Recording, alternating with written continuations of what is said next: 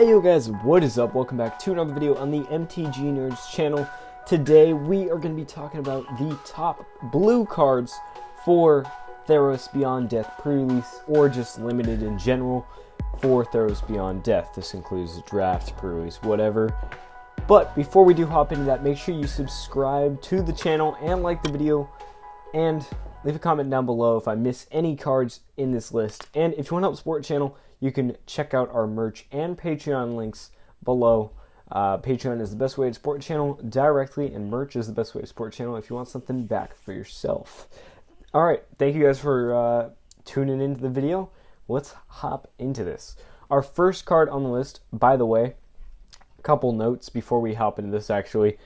I've purposely left out rares and mythics because it's extremely hard to say that you might pull a rare or mythic that you need during pre-release or draft. Our second side note is that these are not in any particular order. One is not the best and the last one on the list is not the worst. That being said, let's hop into this. Our first card on the list is going to be Vexing Gull.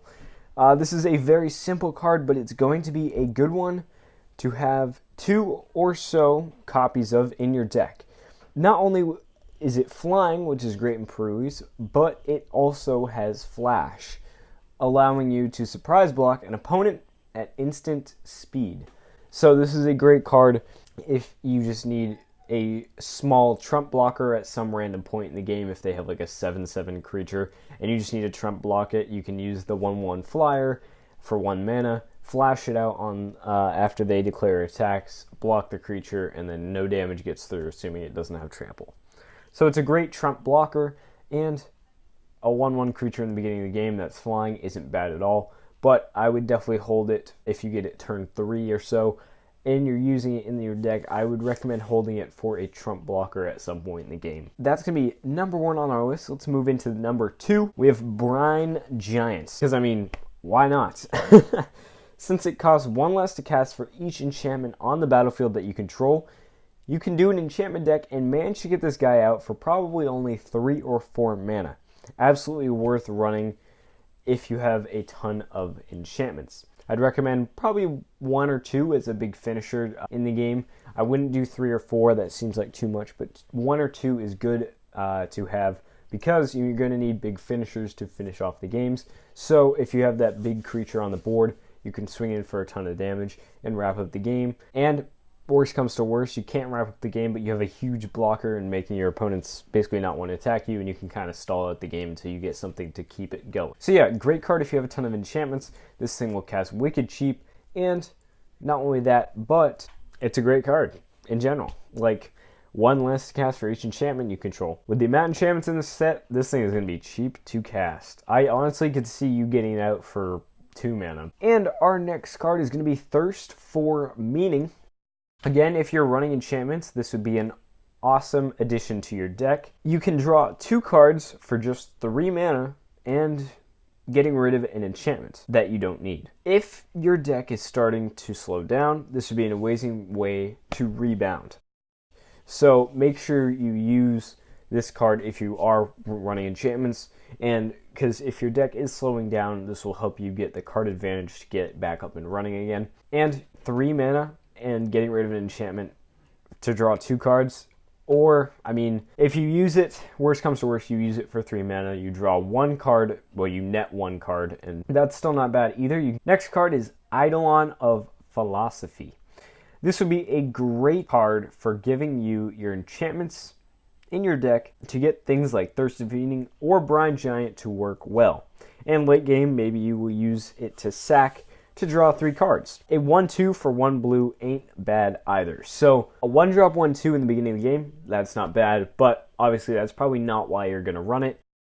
You're going to run it because it's an enchantment creature, and it's a 1-drop enchantment creature. So you can get multiple out really early on in the game, and then like I said on there, stuff like Brine Giant you can get out for wicked cheap, and it just gets your deck going wicked fast. Like if you had 3 of these, and you draw, I don't know, maybe 2, like you have 3 in the deck, you draw 2 towards the beginning of the game, like turns 1 and 2, you play 1 each turn, and then you get Brine Giant out, you know, for that much cheaper. And yeah, it's a great combo to have with Brine Giant. And later in the game, like I said, maybe you're going to want to sack it to draw those 3 cards if you have a dead turn with nothing to do. But definitely do that at instant speed on your opponent's end step, just to make sure that you don't have anything else that you want to do.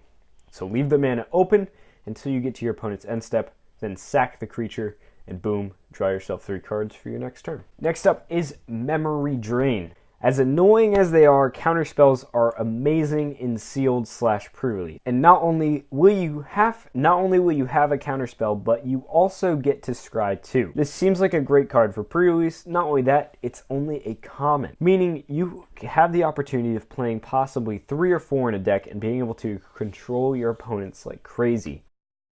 So a 4-drop counterspell ain't bad at all.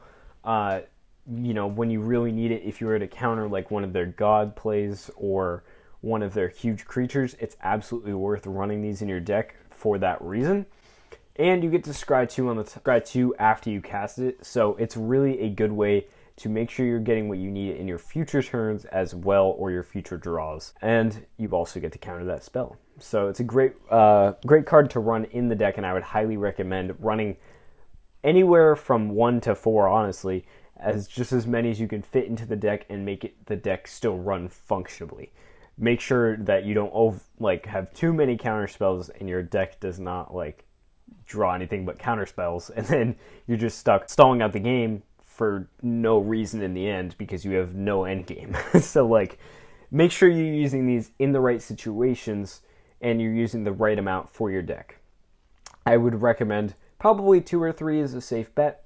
4, if you're maybe running a little more than 40 cards, isn't a bad idea. Next up, we have Naiad of Hidden Cover. For 2 and a blue, this is a fantastic card. You'll be able to cast your spells for cheaper, and that is a huge advantage when it comes to sealed. Even though it's just your enchantment spells, that can be anything from enchantment creatures to just enchantments in general. So you get huge advantage when you're playing your cards. Imagine having 3 of these on the field at once. At a common rarity, the chances are slim, but possible. Plus, it's giving you enchantment synergy. So it's still your enchantment creature, which means you can activate Brine Giant with it, or, make it cheaper to cast, or any other enchantment cards that you're playing that have enchantment synergy. You can use this card to your advantage there, and you're allowing yourself to cast all your enchantments even cheaper. So actually, if you had Brine Giant and one of these in the field, it costs 2 less to cast just from that one card. So great way to play. Having 1 or 2 on the field at once would be fantastic. You're just being able to drop out your big enchantments for cheap. Great way to overload your opponents really quickly. For example, if you get your god or something, if you pull a god in pre-release, let's say you pull the god, right? And you got this on the field, it costs 1 less to cast, but if you have 2 on the field, it costs 2 less to cast. Simple math, but key to winning a game at sealed is being aggro, which is hard to do, but if you can win really fast, you're doing really good. Winning fast is key for this kind of thing. So highly recommend this card if you're playing blue, especially if you're playing a lot of enchantments. And our second to last card is going to be Sea God's Scorn. For 2 and a blue, you can possibly bounce an entire opponent's board to their hand, allowing you to swing with your creatures for the win. This is an amazing card to have. Make sure you play it if you're playing blue. I would not recommend any more than 2 of them, but having 1 or 2 just to get in for that final swing if they have a lot of enchantment creatures on the field is going to be key, because you can just bounce everything back to their hand and then you just go full force into their life total, I guess. And then you don't really have to worry about anything because they have to play all their stuff out the next turn. They can't attack you then because their stuff presumably does not have haste, and even if 1 or 2 things do, you probably still don't really have to worry about it. So you can really just go in full attack, and then they'll play all their stuff, and then if you didn't finish the game by attacking them once with no blockers, then you've at least done quite a bit of damage, and it's a huge play that could win you the game for sure. And our final card here today is going to be Calaf I don't know actually how to say this one. I think it's Calaf, but I could be wrong. Correct me in the comments if you can somehow explain how to say something in the comments. I don't know if you can do that, but hey, prove me wrong. Calaf, it doesn't sound right. Beloved of the Sea. This card could be huge for only 2 in a blue. You might be able to manage to get a 5/3 creature for 3 mana. And it causes your opponents to have to pay extra to kill your things, making it even better protection against your opponent. Any protection you can get for your creatures is going to be great for limited. If you can make your opponents have to pay extra to get rid of your board state, that's going to be key, and it's going to slow them down a bunch. You're definitely going to want to play this card, and not only does it have that ability of making your opponents have to pay an extra 1, you also could have a huge creature. Since its power is equal to your devotion of blue, you're guaranteed to get a 2/3 creature, but if you're playing mono blue or even like blue in another color, you probably have pretty good odds of getting this to be a 3/3, 4/3, maybe even 5/3. So if you get 1 or 2 of these, definitely throw them into your deck. Highly, highly recommend it, and it will definitely do some serious work out on the field for you. So make sure you play this card if you get it and you are playing blue. And that's going to be it for our list of the top blue cards for limited for Theros Beyond Death. Make sure you leave a comment down below if I missed anything that you want to add to the list, and let us all know and help each other out what cards that you recommend during pre-release. Thank you guys for watching. I will see you guys all in the next video. Like I said, please like the video and subscribe. It helps out a ton. I will see you guys all later. Peace out, guys. See ya.